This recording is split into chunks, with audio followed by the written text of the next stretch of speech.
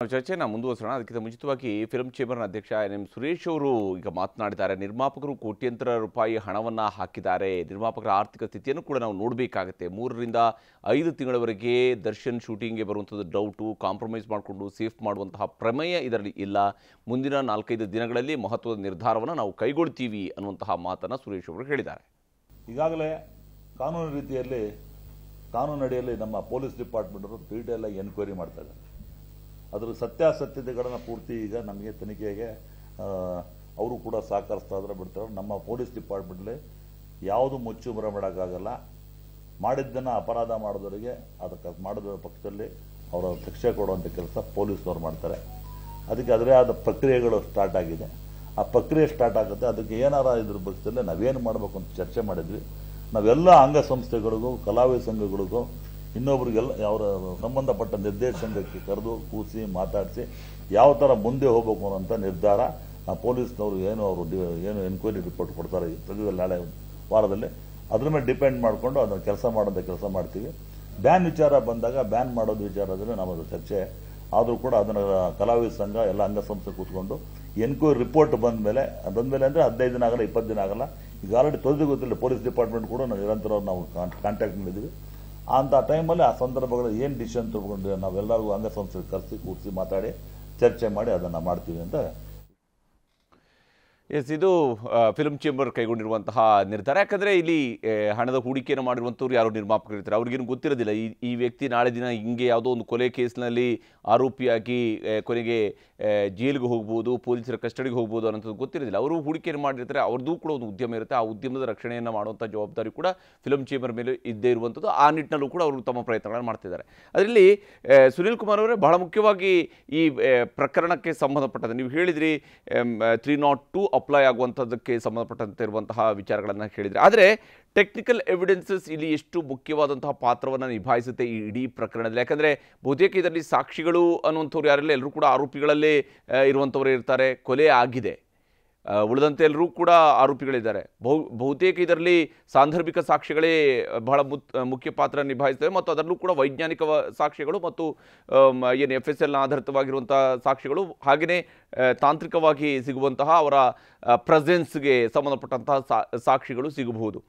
ಇವುಗಳು ಇಲ್ಲಿ ಹೆಂಗೆ ಮಹತ್ವವನ್ನು ಪಡ್ಕೊಳ್ಳುತ್ತೆ? ಯಾಕಂದರೆ ಅದನ್ನು ಬದಲಿಸೋದಕ್ಕಂತೂ ಆಗೋದಿಲ್ಲ ಕರೆಕ್ಟ್ ಆದಂಥ ಸಾಕ್ಷಿಗಳಿದ್ದಂಥ ಸಂದರ್ಭದಲ್ಲಿ.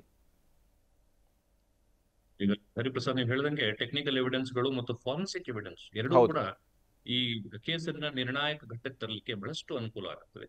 ಈಗ ಯಾವ ಪದಾರ್ಥಗಳಲ್ಲಿ ಹೊಡೆದ್ರು, ಯಾವ ವೆಪನ್ ಅಲ್ಲಿ ಹೊಡೆದ್ರು, ಅದನ್ನೆಲ್ಲವನ್ನು ಕೂಡ ಪೊಲೀಸರು ಈಗ ಸೀಸ್ ಮಾಡ್ಕೋತಾರೆ. ಮತ್ತು ಆ ವೆಪನ್ ಮೇಲೆ ಒಂದು ಪಕ್ಷ ರಾಡಲ್ ಹೊಡೆದಿದ್ರು ಅಥವಾ ಏನು ಬೇರೆ ಕೋಲಲ್ಲಿ ಹೊಡೆದಿದ್ರು ಅಂದ್ರೆ ಫಿಂಗರ್ ಪ್ರಿಂಟ್ ಏನ್ ಸಿಗ್ತದೆ ಅದನ್ನು ನೋಡ್ತಾರೆ. ಯಾರ ಫಿಂಗರ್ ಪ್ರಿಂಟ್ ಅಲ್ಲಿರುವಂತಹ ಆರೋಪಿಗಳಲ್ಲಿ ಯಾರ ಫಿಂಗರ್ ಪ್ರಿಂಟ್ ಮ್ಯಾಚ್ ಆಗ್ತಾ ಇದೆ. ಮತ್ತು ಫೊರೆನ್ಸಿಕ್ ಅವರು ಅಲ್ಲಿ ಹೇರ್ ಸ್ಯಾಂಪಲ್ ನ ತಗೋತಾರೆ, ಬ್ಲಡ್ ಸ್ಯಾಂಪಲ್ ನ ತಗೋತಾರೆ. ಮತ್ತು ಒಂದ್ ಪಕ್ಷ ದರ್ಶನ್ ಅವ್ರು ಬೆಲ್ಟ್ ಅಲ್ಲಿ ಹೊಡೆದ್ರು ಅಂತ ಹೇಳ್ತಾರೆ, ಅಥವಾ ದರ್ಶನ್ ಅವ್ರು ಏನಾದ್ರು ಬೇರೆ ಕೋಲಲ್ಲಿ ಹೊಡೆದ್ರು ಅನ್ನೋದಾದ್ರೆ ಆ ಬೆಲ್ಟ್ ಅನ್ನು ಕೂಡ ಸೀಸ್ ಮಾಡ್ಕೋತಾರೆ. ಮತ್ತು ಈ ಟೆಕ್ನಿಕಲ್ ಎವಿಡೆನ್ಸ್ ಅಲ್ಲಿ ಕಾಲ್ ರೆಕಾರ್ಡಿಂಗ್ಸ್ ಅದು ಬಹಳಷ್ಟು ಪ್ರಾಮುಖ್ಯತೆ ಆಗ್ತದೆ.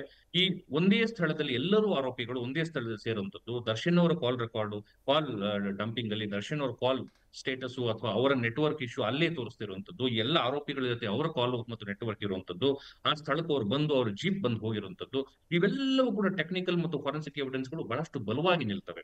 ಕೊನೆಯದಾಗಿ ಏನ್ ಎಸ್ಟಾಬ್ಲಿಷ್ ಮಾಡಬೇಕಾಗ್ತದೆ, ಆರೋಪಿಗಳೆಲ್ಲರೂ ಒಂದೇ ಜಾಗದಲ್ಲಿ ಸೇರಿದರೆ, ಈ ಸಮಾನ ಉದ್ದೇಶದಿಂದ ಎಲ್ಲ ಸೇರಿದರೆ, ಈತನಿಗೆ ಹೊಡೆದಿದ್ದಾರೆ, ಈತನಿಗೆ ಹಲ್ಲೆ ಮಾಡ್ತಾ ಇದ್ದಾರೆ, ನಿಜವಾಗ್ಲೂ ಮರ್ಡರ್ ಮಾಡೋ ಉದ್ದೇಶದಿಂದ ಹಲ್ಲೆ ಮಾಡ್ತಿದಾರಾ ಅಥವಾ ಆತನಿಗೆ ಹೊಡೆದು ಬುದ್ಧಿ ಕಲಿಸಬೇಕು ಅನ್ನೋ ಉದ್ದೇಶದಿಂದ ಮಾಡ್ತಿದಾರ ಅನ್ಲಿಕ್ಕೆ ಪೊಲೀಸ್ನವರು ಸಮಗ್ರವಾದಂತಹ ತನಿಖೆಯನ್ನು ಮಾಡಬೇಕು. ಫರ್ದರ್ ಒಂದು ಹೆಣ್ಣಿಗೋಸ್ಕರ ಆಕೆಗೆ ಒಂದು ಅಶ್ಲೀಲವಾದಂತ ಮೆಸೇಜ್ ಕಳಿಸ್ತಾ ಅಂತ ಹೇಳಿ ದರ್ಶನ್ ಅವರು ಈ ರೀತಿಯ ಸ್ಟೆಪ್ ಅನ್ನ ತಗೊಂಡಂತದ್ದು ಬಹಳಷ್ಟು ದುರದೃಷ್ಟಕರವಾದಂತ ವಿಚಾರ.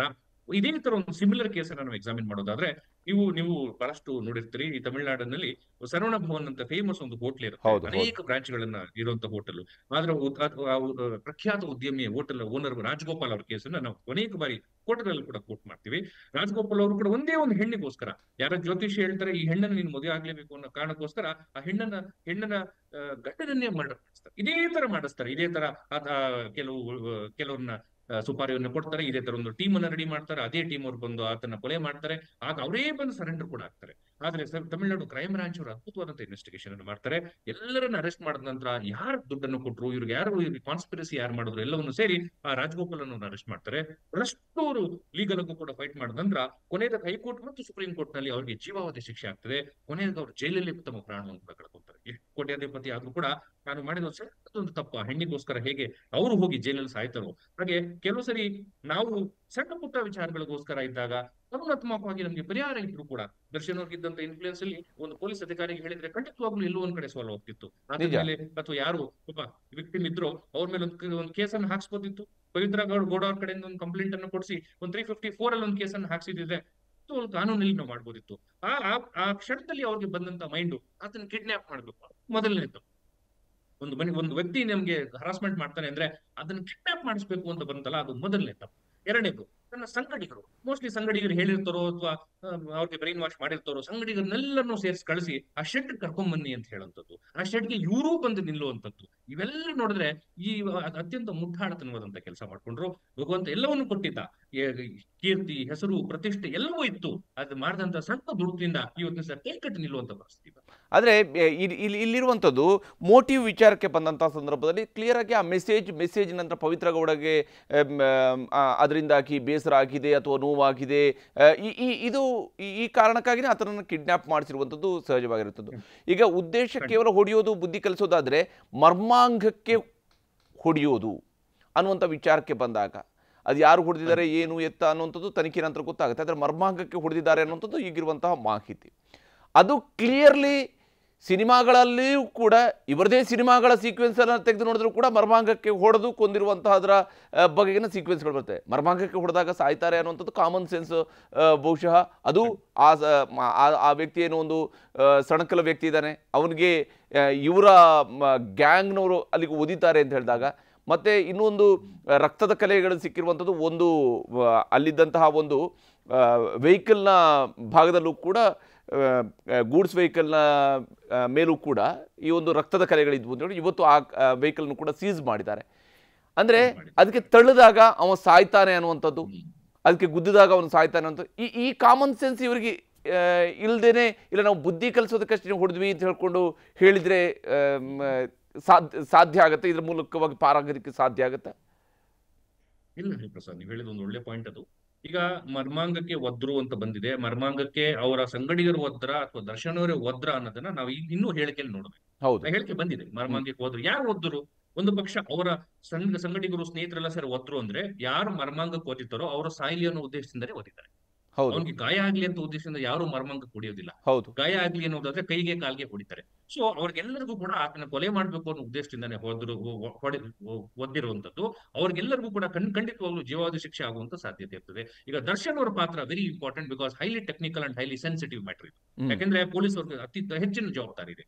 ದರ್ಶನ್ ಅವ್ರನ್ನ ನೀವು 302 ಸೆಕ್ಷನ್ ಅಡಿನಲ್ಲಿ ಫಿಟ್ ಮಾಡ್ಬೇಕು ಅಂದ್ರೆ ಅಷ್ಟು ಈಸಿ ಅಲ್ಲ. ಯಾಕಂದ್ರೆ ಕಾನೂನಾತ್ಮಕವಾಗಿ ಬಿಯಾಂಡ್ ರೀಸನಬಲ್ ಡೌಟ್ ನೀವು ಪ್ರೂವ್ ಮಾಡ್ಬೇಕು. ಇವರಿಗೆ ಮರ್ಡರ್ ಮಾಡೋ ಉದ್ದೇಶದಿಂದಾನೇ ಕರ್ಕೊಂಡ್ ಬಂದ್ರು, ಇವರು ಕೂಡ ಮರ್ಮಾಂಗಕ್ಕೆ ಜಾಡಿಸೋದ್ರು, ಇವರು ಸ್ಪಾಟ್ ಬಂದ್ರು, ಇವರು ಕಾಸನ್ನ ಕೊಟ್ರು, ಇಡೀ ಟೀಮ್ ಅನ್ನ ಸೆಟಪ್ ಮಾಡಿದವ್ರು ಇವರೇ ಬಾಡಿ ಡಿಸ್ಪೋಸ್ ಮಾಡ್ಲಿಕ್ಕೆ ಮಾಡಿದ್ರು. ಎಲ್ಲ ಉದ್ದೇಶ ಆತನ ಕೊಲೆ ಮಾಡ್ಲಿಕ್ಕೆ ಅನ್ನೋದನ್ನ ಬಿಯಾಂಡ್ ರೀಸನಬಲ್ ಡೌಟ್ ಪ್ರೂವ್ ಮಾಡ್ಲಿಕ್ಕೆ ಪೊಲೀಸರು ಫಸ್ಟ್ ಮೆಟೀರಿಯಲ್ ಗಳನ್ನ ಕಲೆಕ್ಟ್ ಮಾಡ್ಬೇಕು. ಇಲ್ಲೋ ಪೊಲೀಸರು ತನಿಖೆ ಹಂತದಲ್ಲಿ ಎಲ್ಲೋ ಒಂದ್ ಕಡೆ ನೆಗ್ಲಿಜೆಂಟ್ ಆಯ್ತು ಅನ್ನೋದಾದ್ರೆ ಆ 302 ಸೆಕ್ಷನ್ ದರ್ಶನ್ ಅವರು ಆಚೆ ಬರ್ಲಿಕ್ಕೆ ಹೆಚ್ಚಿನ ಸಾಧ್ಯತೆ. ಆದ್ರೆ ಇಲ್ಲಿ ಬಹಳ ಮುಖ್ಯವಾಗಿ ಸುನಿಲ್ ಅವರೇ, ಜಸ್ಟ್ ನಾನು ನಿಮ್ಮ ಹತ್ರ ಮಾತಾಡ್ತೀನಿ, ನಮ್ಮ ಜೊತೆಗೆ ಲೋಕೇಶ್ವರ್ ಅವರು ಕೂಡ ಜಾಯ್ನ್ ಆಗ್ತಾರೆ. ಬಹಳ ಮುಖ್ಯವಾಗಿ ಈ ಒಂದು ಪ್ರಕರಣಕ್ಕೆ ಸಂಬಂಧಪಟ್ಟಂತೆ ಆಗಿರುವಂತಹ ಬೆಳವಣಿಗೆಗಳನ್ನು ನಾವು ಒಂದೊಂದಾಗಿ ನೋಡ್ತಾ ಹೋದಂತಹ ಸಂದರ್ಭದಲ್ಲೂ ಕೂಡ ದರ್ಶನ್ನ ರಕ್ಷಿಸುವಂತಹ ಪ್ರಯತ್ನ ಏನಾದರೂ ನಡೆದಿದೆಯಾ ಅನ್ನುವಂಥ ಒಂದು ಅನುಮಾನವೂ ಕೂಡ ಬರುತ್ತೆ. ಇದಕ್ಕೆ ಕಾರಣ ಏನಂತ ಹೇಳಿದರೆ, ಒಬ್ಬ PSIಗೆ ಮೊದಲಿಗೆ ಇನ್ಫಾರ್ಮೇಷನ್ ಹೋಗುತ್ತೆ ಅಂಥೇಳಿ, ಬಾಡಿ ಡಿಸ್ಪೋಸ್ ಮಾಡೋಕ್ಕಿಂತ ಮುಂಚಿತವಾಗಿ ಅವರಿಗೆ ಮಾಹಿತಿ ಹೋಗಿತ್ತು ಅಂತೇಳಿ. ಸುನಿಲ್ ಅವರೇ, ಈಗ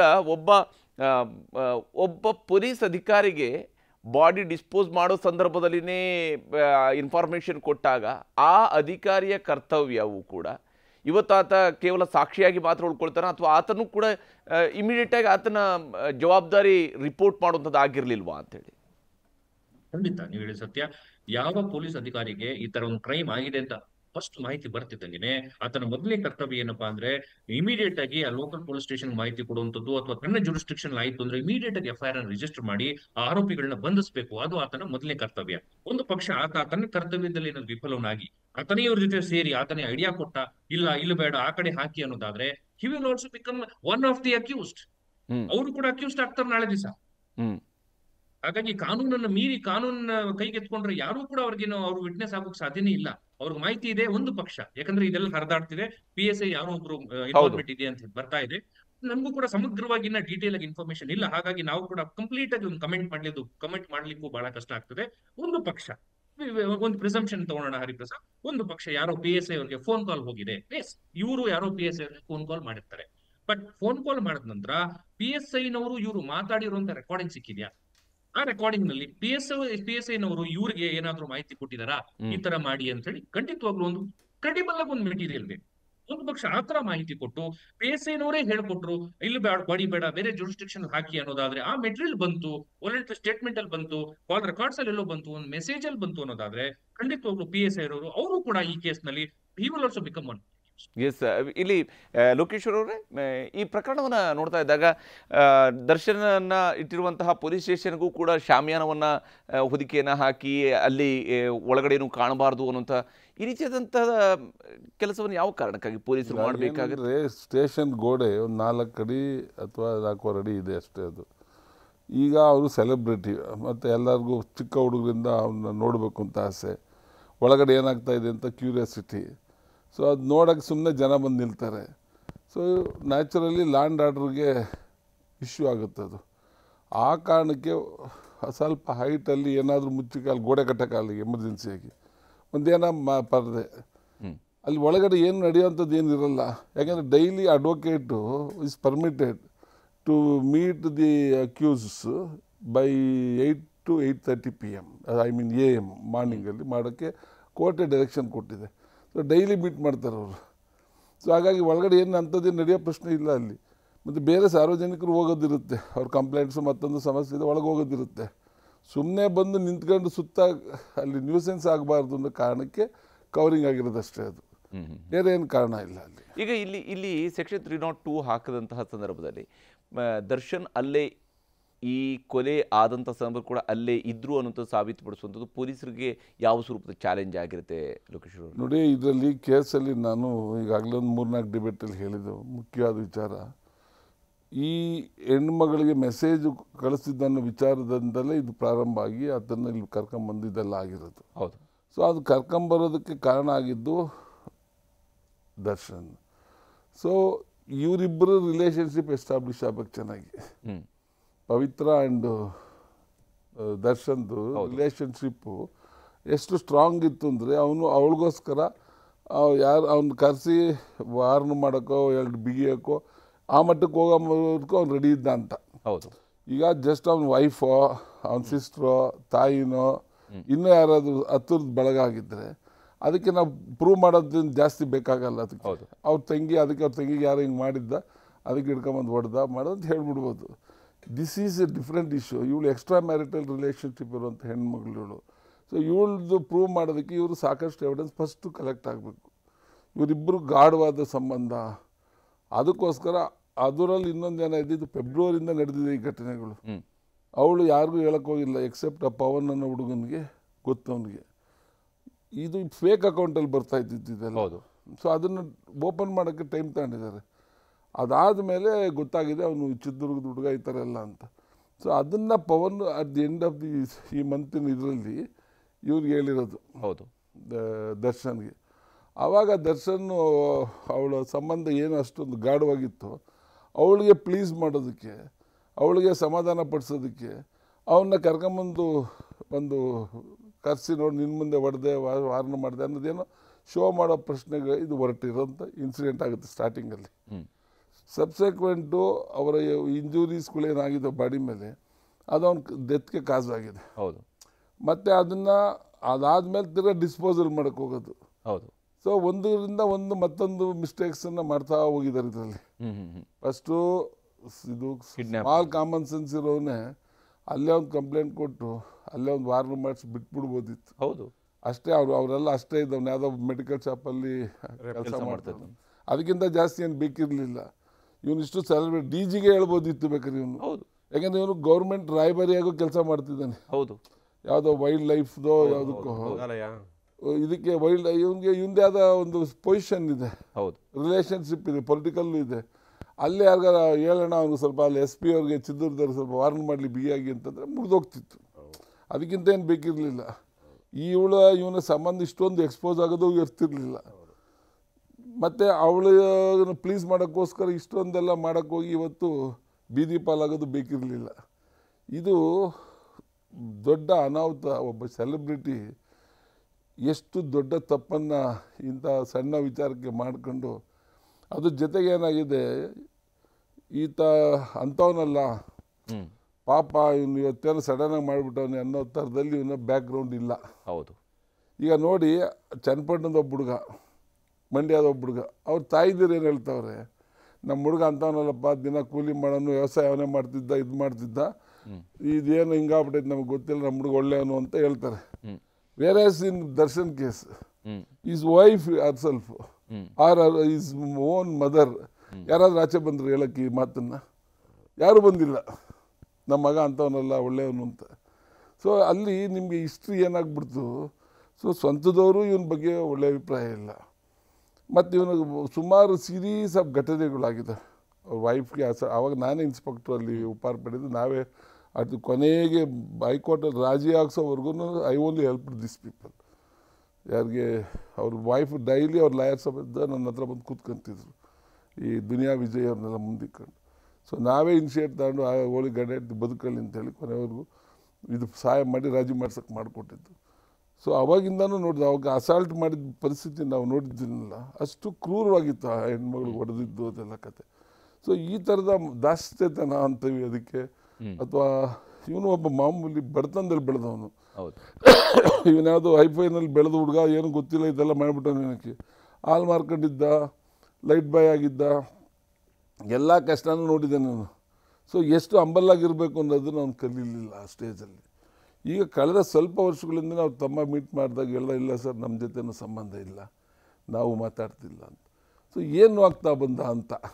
ಇವನು ಬೆಳೀತಾ ಬೆಳೀತಾ ವೆಯ್ಟ್ ಜಾಸ್ತಿ ಆದ, ಹಗುರ ಆಗಬೇಕು, ಹೈಟ್ ಹೋಗ್ತಾ ಹೋಗ್ತಾ ಸರಳ ಆದಷ್ಟು ನಿಮಗೆ ಏನಾದ್ರು ಆಕಸ್ಮಿಕವಾಗಿ ಬಿದ್ದರೂ ಡ್ಯಾಮೇಜ್ ಕಡಿಮೆ ಇರುತ್ತೆ. ವೆಯ್ಟ್ ಜಾಸ್ತಿ ಆದರೆ ಬಿದ್ದಾಗ ಡ್ಯಾಮೇಜ್ ನೋಡಿ ಈಗ ಆಯ್ತಲ್ಲ, ಅದೇ ಆಗಿರೋದು ಈಗ. ಹಾಗಾಗಿ ಇದನ್ನ ಪ್ರಕರಣದಲ್ಲಿ ಅಷ್ಟು ಸುಲಭವಾಗಿ ತಪ್ಪಿಸ್ಕೊಳಕ್ಕೆ ಆಗೋದೇ ಇಲ್ಲ. ಸರ್ಕಮ್ಸ್ಟೆನ್ಷಿಯಲ್ ಎವಿಡೆನ್ಸಸ್ ಇದೆಯಲ್ಲ ತುಂಬ ಸ್ಟ್ರಾಂಗ್ ಆಗಿ ಕ್ರಿಯೇಟ್ ಆಗ್ತಾ ಇದೆ ಇಲ್ಲಿ. ಆತಂದು ನೋಡಿ, ಅಲ್ಲಿ ಆ ಶೆಡ್ಡಲ್ಲಿ ಅವ್ನು ಕರ್ಕೊಂಡು ಬಂದಿದ್ದ ತಕ್ಷಣನೇ ಇವ್ರು ಹೋಗಿ ವಿಸಿಟ್ ಮಾಡೋದೈತಲ್ಲ. ಹೌದು. ಸೊ ಅದು ಅಲ್ಲಿ ಪ್ರೂವ್ ಆಗ್ತಾ ಇದೆ. ಯಾಕಂದರೆ CCTV ಕ್ಯಾಚಸ್ ಹೊಂದಿದ್ದು ಅಲ್ಲಿ ಒಂದು, ನಾನು ಪೊಲೀಸ್ ಆಫೀಸರ್ಸ್ ಅದರಲ್ಲಿ ಒಂದು ಸಣ್ಣ ನನಗೆ ಎರರ್ ಕಾಣ್ತಾ ಇದ್ದಿದ್ದು, ಅದ್ರಲ್ಲಿ ಹೊಸಬ್ರೆಲ್ಲ ಆ ಶೆಡ್ ಒಳಗೆ ಎಂಟ್ರಾಗಿದ್ದಾರೆ. ಆ ಚಿತ್ರದುರ್ಗದವನು ಇನ್ಯಾರು ಅದ್ರಿಗೆ ಎಂಟ್ರಾಗಿದ್ದಾರೆ. ಅಲ್ಲಿರೋ ಸೆಕ್ಯೂರಿಟಿಯವರು, CCTV ಇಸ್ ಡಿಫ್ರೆಂಟ್. ಒಂದಿಷ್ಟು ಅದು ಡಿಜಿಟಲ್ ಏನು ಒಂದು ಎವಿಡೆನ್ಸ್ ಆದರೆ, ವ್ಯಕ್ತಿಗಳಿದ್ದಾರೆ ಅಲ್ಲಿ ಹೌದು ಕಾಯೋದಕ್ಕೆ, ಅದೆಲ್ಲ ಸೀಸ್ಡ್ ವೆಹಿಕಲ್ಸ್ ಎಲ್ಲ. ಇವ್ರು ಒಳಗೆ ಹೋಗೋದನ್ನ ಎಂಟ್ರಿ ಮಾಡ್ಕೊಳ್ಳೋದು, ಈಚೆ ಬಂದಿದ್ದು ಎಂಟ್ರಿ ಮಾಡ್ಕೊಳ್ಳೋಕ್ಕೆ ಅಕ್ಸೆಸ್ ಕಂಟ್ರೋಲ್ ಇದೆ ಅಲ್ಲಿ. ಹೌದು. ಯಾವುದೇ ಬಸ್ಸಸ್, ಸೀಸ್ಡ್ ಬಸ್ಸಸ್ ಅದೆಲ್ಲ. ಸೊ ಹಾಗಾದಾಗ ಇವ್ರು ಒಳಗೆ ಹೋದಾಗ ಆ ಕಾರಲ್ಲಿ ಎಷ್ಟು ಜನ ಹೋಗಿದ್ರು, ಎಷ್ಟು ಜನ ಬಂದರು ಅನ್ನೋದು ಅವ್ರು ನೋಡಿರ್ತಾರೆ. ಮಿನಿಮಮ್ ಒಂದಷ್ಟು ಜನದ ಫೇಸ್ ಅರ ನೋಡಿರ್ತಾರೆ, ಹೊಸಬರದ್ದು. ಹೌದು. ಸೊ ಐಡೆಂಟಿಫಿಕೇಶನ್ ಪೆರೇಡ್ ಅನ್ನೋದು ಇಂಥ ಸಂದರ್ಭಕ್ಕೆ ತುಂಬ ಇಂಪಾರ್ಟೆಂಟ್ ಆಗುತ್ತೆ. ಆ ಕಾರಣಕ್ಕೆ ಈ ಫೇಸ್ ಎಕ್ಸ್ಪೋಸ್ ಆಗಬಾರ್ದಿತ್ತು. ಎಕ್ಸೆಪ್ಟ್ ಇವ್ರು ಯಾರು ಅಲ್ಲಿ ಲೋಕಲ್ ಅವರಿದ್ದರು, ಅವ್ರು ಬಿಟ್ಟು ಹೊರಗಿನವ್ರು ಇದ್ದಿಲ್ಲ, ಚಿತ್ರದುರ್ಗದವನು ಇನ್ಯಾರು 3 ಜನ ಗಿರಿನಗರದವ್ರು ಹೆಣ ಎತ್ತಾಕಕ್ಕೆ ಎಲ್ಲ ತರಿಸಿದ್ರಲ್ಲ, ಅಂಥವ್ರದ್ದು ಫೇಸ್ ಎಕ್ಸ್ಪೋಸ್ ಆಗಬಾರ್ದಿತ್ತು. ಅವ್ರನ್ನ ಇಂಥವ್ರು ಯಾರು ಸೆಕ್ಯೂರಿಟಿ ಅವರು ಇದ್ರಲ್ಲ, ಅವ್ರ ಮೂಲಕ ಐಡೆಂಟಿಫಿಕೇಶನ್ ಪೆರೇಡ್ಗೆ ಒಳಪಡಿಸಿದ್ರೆ ಅದೊಂದು ಸ್ಟ್ರಾಂಗ್ ಎವಿಡೆನ್ಸ್ ಆಗ್ತಾ ಇತ್ತು ಈ ಕೇಸಲ್ಲಿ. ಅದೊಂದು ಎಲ್ಲೋ ಮಿಸ್ಟೇಕ್ ಆಗಿದೆ ಅಂತ ನನ್ನ ಅಭಿಪ್ರಾಯ. ಬಿಟ್ಟರೆ ಇನ್ನು ಎಲ್ಲದನ್ನು ಸರಿಯಾಗಿ ಹೋಗ್ತಾ ಇದೆ. ಓಕೆ ಓಕೆ ಓಕೆ ಲೋಕೇಶ್ವರ್ ಅವರೇ, ಹಾಗೆಯೇ ಆಸ್ಕರ್ ಕೃಷ್ಣ ಅವರೇ, ಸುನಿಲ್ ಕುಮಾರ್ ಅವರೇ, ಧನ್ಯವಾದ ಕಾರ್ಯಕ್ರಮದಲ್ಲಿ ಜಾಯ್ನ್ ಆಗಿ ತಮ್ಮ ಪ್ರಕರಣ ಶೇರ್ ಮಾಡ್ಕೊಳ್ಳೋದಕ್ಕಾಗಿ.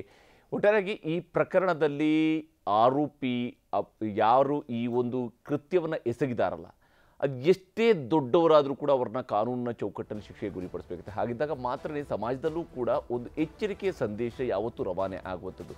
ದರ್ಶನ್ ದೊಡ್ಡ ಸೆಲೆಬ್ರಿಟಿ, ಅನುಮಾನವೇ ಇಲ್ಲ, ದೊಡ್ಡ ಕಲಾವಿದ, ಅನುಮಾನವೇ ಇಲ್ಲ. ಆದರೆ ಅವರು ಮಾಡಿರುವಂತಹ ತಪ್ಪಿಗೂ ಕೂಡ ಶಿಕ್ಷೆ ಆಗಬೇಕಾಗಿರುತ್ತದೆ. ಸಮಾಜದ ದೃಷ್ಟಿಯಿಂದ ಅನಿವಾರ್ಯವೂ ಕೂಡ ಹೌದು. ಇದು ಈ ಹೊತ್ತಿನ ವಿಶೇಷ. ನಮಸ್ಕಾರ.